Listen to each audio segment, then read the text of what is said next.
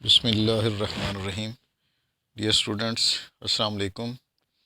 جیسا کہ اس لیکچر میں آج کل ہم قومی آمدنی کے مختلف تصورات کو ڈسکس کر رہے ہیں، آج ہم تیسرا تصور ڈسکس کریں گے جو کہ ہے خام ملکی پیداوار یا گراس ڈومیسٹک پروڈکٹ۔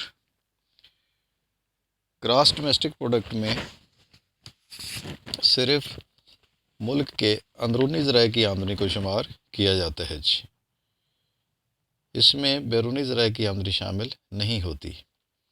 اس سے پہلے آپ نے خام ملکی پیداوار معلوم کرنے کے لیے خام قومی پیداوار مائنس بیرونی ذرائع سے حاصل کردہ آمدنی، خام قومی پیداوار مائنس بیرونی ذرائع سے حاصل کردہ آمدنی۔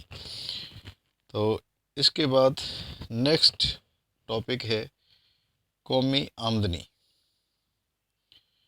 قومی آمدنی سے مراد کسی ملک میں جتنی بھی خالص قومی پیداوار ہے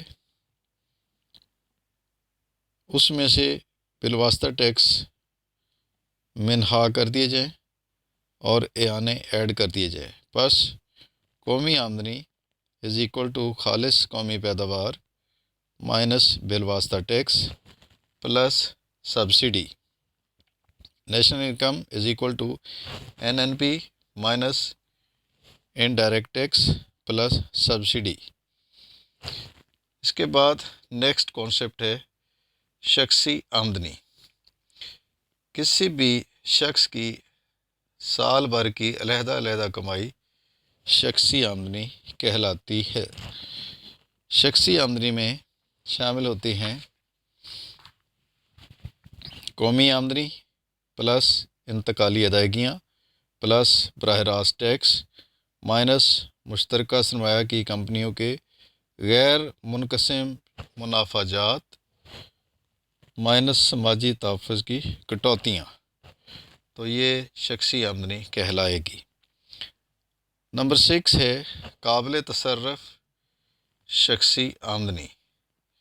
قابل تصرف شخصی آمدنی، قابل تصرف شخصی آمدنی سے مراد ایسی آمدنی جس کو خرچ کیا جا سکتا ہے۔ مثال کے طور پر شخصی آمدنی مائنس براہ راست ٹیکس، تو یہ کہلائے گا قابل تصرف شخصی آمدنی یا disposable personal income DPI۔ YD is equal to Y minus T، تو براہ راست ٹیکس منہا کر دیے جائیں شخصی آمدنی سے تو قابل تصرف شخصی آمدنی حاصل ہوتی ہے۔ نمبر 7 پہ ہے فی کس آمدنی پر کیپٹا انکم۔ فی کس آمدنی از ایکول ٹو کل قومی آمدنی ڈیوائیڈڈ بائی کل آبادی۔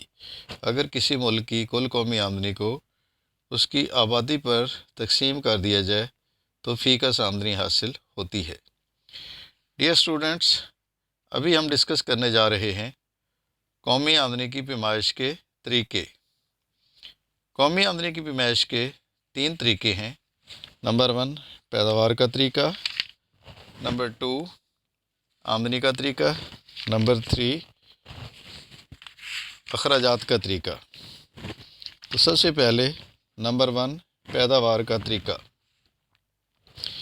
پیداوار کے طریقے میں کسی ملک کی قومی آمدنی کی پیمائش کے لیے اگر اس ملک کی ریئل انکم، آؤٹ پٹ یا پروڈکشن یا کوانٹٹی یا مقدار کو کیلکولیٹ کیا جائے تو مقدار کی صورت میں جتنی ایک سال کی آمدنی کی زرعی مالیت کیش کی صورت میں مانیٹری ویلیو جو اس کی بنے گی، اس تمام کے سمیشن کو، اس تمام کے مجموعہ کو قومی آمدنی کا نام دیا جائے گا۔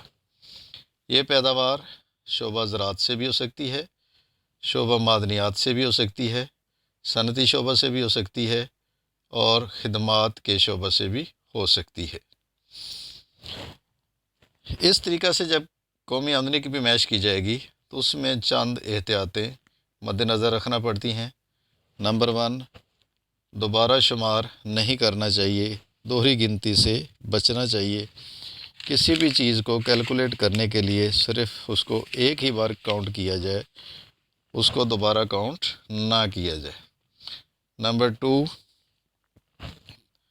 تفریح تباہ کے لیے جو کام کیے جائیں، جو ہابی مشغلے کے طور پر کوئی کام کیے جائیں، وہ بھی اس میں شامل نہیں کیے جاتے۔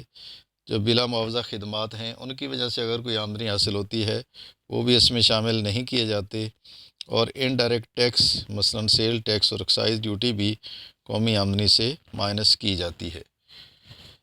ڈیئر اسٹوڈنٹس، اس کے بعد ہم دوسرا طریقہ ڈسکس کریں گے، جو کہ کہلاتا ہے آمدنی کا طریقہ۔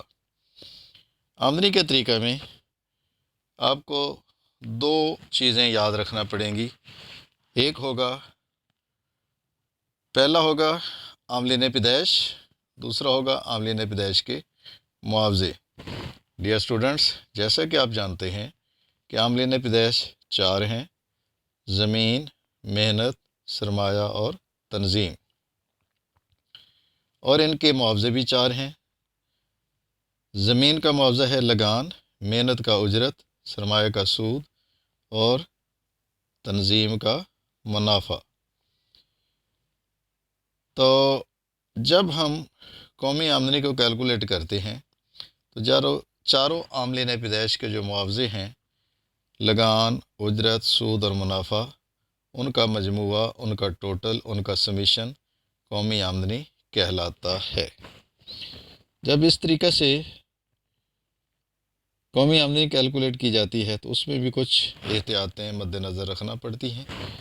نمبر 1، انتقالی ادائیگیاں قومی آمدنی میں شامل نہیں ہوتی، غیر قانونی وصولیاں قومی آمدنی میں شامل نہیں ہوتی۔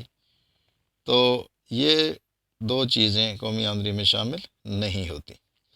ڈیئر اسٹوڈنٹس، قومی آمدنی کی پیمائش کا تیسرا طریقہ اخراجات کا طریقہ یا ایکسپینڈیچر میتھڈ کہلاتا ہے۔ اس طریقہ کے مطابق قومی آمدنی کی پیمائش کے لیے کسی ملک میں ایک سال میں جتنے ٹوٹل ایکسپینڈیچر ہوتے ہیں، اس کا سمیشن، اس کا مجموعہ قومی آمدنی کہلاتا ہے۔ مثال کے طور پر یہ اخراجات پرائیویٹ کنزمپشن بھی ہو سکتا ہے، پرائیویٹ خرچ بھی ہو سکتا ہے، سرکاری خرچ بھی ہو سکتا ہے، پرائیویٹ سرمایہ کاری بھی ہو سکتی ہے، سرکاری سرمایہ کاری بھی ہو سکتی ہے، اور اسی طریقے سے خالص برآمدات بھی اس میں شامل کی جا سکتی ہیں۔ تو ڈیئر اسٹوڈنٹس، یہ 3 طریقے تھے قومی آمدنی کی پیمائش کے۔ نمبر 1 تھا پیداوار کا طریقہ، نمبر 2 آمدنیوں کا طریقہ، نمبر 3 کل خرچ کا طریقہ۔ نیکسٹ ٹاپک ہے ہمارا قومی آمدنی کا دائروی بہاؤ۔ ڈیئر اسٹوڈنٹس، اس کا مطلب یہ ہے کہ قومی آمدنی ایک دائرے کی صورت میں چکر لگاتی ہے۔ اس عمل کو قومی آمدنی کا دائروی بہاؤ کہتے ہیں۔ ایک طرف صارفین ہوتے ہیں یا گھرانے ہوتے ہیں، دوسری طرف آجرین یا کاروباری ادارے ہوتے ہیں۔ ڈیئر اسٹوڈنٹس، آپ کو یاد ہوگا کہ جو بھی صارفین ہیں، جو بھی ورکرز ہیں، جو گھرانے ہیں، وہ اداروں میں، فیکٹریوں میں، کارخانوں میں جا کر کام کرتے ہیں۔ کوئی وہاں جا کر زمین لگا دیتا ہے، کوئی محنت، کوئی سرمایہ اور کوئی تنظیم، اور کارخانے کیا کرتے ہیں؟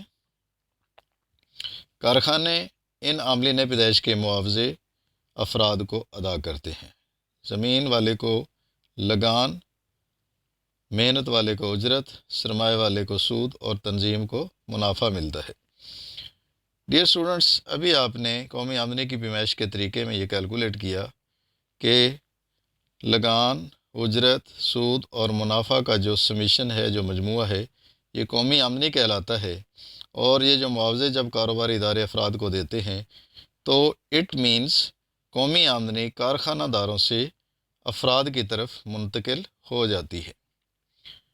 اب کارخانے کیا کرتے ہیں؟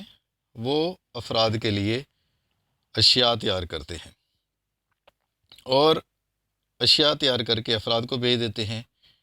گھرانے یا افراد یا صارفین इन अशिया की जो कीमतें हैं वो कारखानों को या इदारों को पे कर देते हैं। इस तरीके से जो कौमी आमदनी कारखाने से घराने की तरफ आई थी, ये वही कौमी आमदनी अब घरानों या सार्फिन से निकल कर कारोबारी इदारों के पास चली जाती है। इस अमल को कौमी आमदनी का दायरवी बहाव कहते हैं। डियर स्टूडेंट्स, यहाँ चंद टर्मिनोलॉजीज़ को समझना बहुत ज़रूरी है जो कि यहाँ तक हमने डिस्कस की। इसमें एक टर्म थी फरसूदगी अखराजात। ये टूट फूट के अखराजात होते हैं। किसी भी मशीनरी के किसी भी असासे की मुरम्मत के लिए उसकी कमाई से जो रकम रिज़र्व रखी जाती है उसको फरसूदगी अखराजात का नाम दिया जाता है। बराह रास्त टैक्स ऐसा टैक्स होता है जिस पर लगता है वही गवर्नमेंट को पे करता है, इसका बर्डन किसी दूसरे पर शिफ्ट नहीं किया जा सकता। इसकी मिसाल है gift tax, wealth tax extra. बिलवास्ता tax indirect tax को कहते हैं। ये गवर्नमेंट तक किसी वास्ते से पहुंचता है। मसलन कंज्यूमर जो है वो रिटेलर को पे करता है, रिटेलर होलसेलर को पे करता है, होलसेलर कंपनी को पे करता है और कंपनी गवर्नमेंट को पे करती है। इस तरीके से ये टैक्स गवर्नमेंट तक पहुंच जाता है। इसको कहते हैं बिलवास्ता टैक्स। एआने या सब्सिडी, गवर्नमेंट की तरफ से कोई जो रियायत होती है उसको सब्सिडी का नाम दिया जाता है। इंतकाली अदायगियाँ, इंतकाली अदायगियाँ ऐसी कमाई है जो मुफ्त में मिल जाती है, जिसमें आप इसको कह सकते हैं ज़कात है, खैरात है, सदक़ात की सूरत में या इस किस्म की जो वसूलियाँ हैं उनको इंतकाली अदायगियों का नाम दिया जाता है जी। ये वज़ाइफ और पेंशन भी इसमें शामिल हो सकते हैं जी। तो इसके बाद है गैर मुनक़सिम मुनाफा। डियर स्टूडेंट्स, मुश्तरका सरमाए की कंपनियों के कुछ हिस्सेदार होते हैं और कंपनियों को सालाना मुनाफा होता है। मुनाफा कंपनी कुछ मुनाफा अपने हिस्सेदारों में तकसीम कर देती है, कुछ मुनाफा तकसीम नहीं करती। जो मुनाफा तकसीम नहीं किया जाता उसको गैर तकसीम शुदा या गैर मुनक़सिम मुनाफा का नाम दिया जाता है जी। अल्लाह हाफ़िज़।